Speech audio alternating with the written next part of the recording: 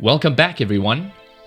The red card issued to Owen Farrell in Saturday's clash at Twickenham between England and Wales has been rescinded, and Farrell has been cleared to play immediately, which means he can train with the team as normal and participate in England's next Rugby World Cup warm-up match against Ireland.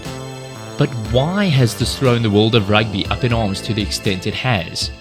Many people believe that Farrell's ban was well-deserved and was long overdue. If we remember not too long ago, back in 2018, Farrell flew into South Africa's Andre Esterhuizen in similar fashion with zero repercussions. Subsequent reviews after the game also revealed no foul play.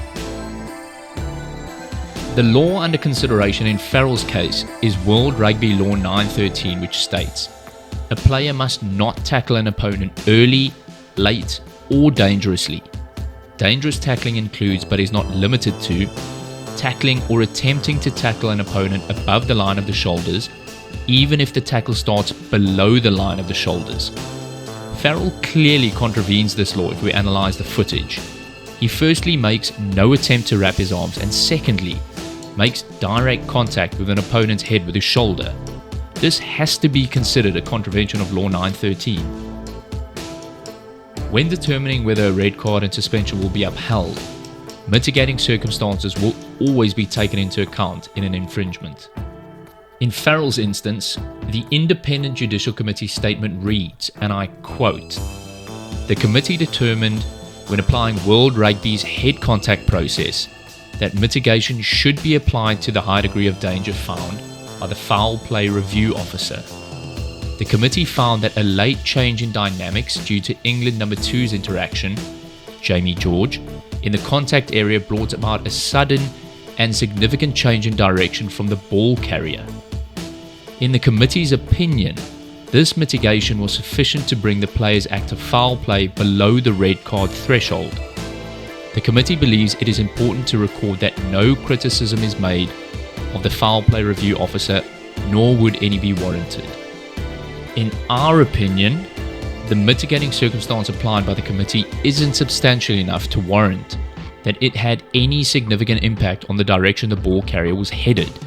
At most, Jamie George looks like he's grasping at his next cheeseburger, but in no way can it be argued that he had any meaningful impact on the incident.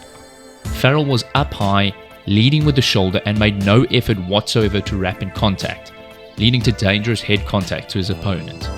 Even with that said, should Law 913 be thrown out the window completely by the committee, it is very hard to believe that Farrell cannot be found guilty of contravening any of the other foul play laws which protect the opponent from serious injuries, such as Law 912, striking with the shoulder, or Law 916, the wrapping law.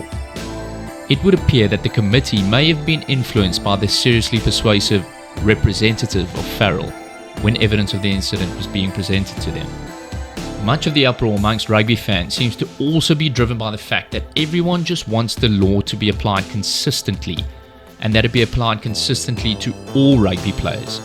It shouldn't feel as if one set of laws applies to some rugby players and for others, they are above the law. Peter Steph of the Springboks faced a disciplinary committee after head contact was made with Jonathan Danty of France in a November 2022 match. Even with the mitigating circumstance of being pushed into Danty by a fellow player being considered, du Toit was still seen to have committed a reckless act of foul play and was banned for 3 weeks, reduced from 6. Considering this then, does it seem fair that Farrell is let off the hook with absolutely no repercussions? One thing's for sure, going into the World Cup there will be extra scrutiny on high shots, and you can be sure referees/bunker officials will want to be taking a closer look at the higher hits. Let us know in the comment section what you thought about all of this. Thanks for watching, and until next time, happy rugby.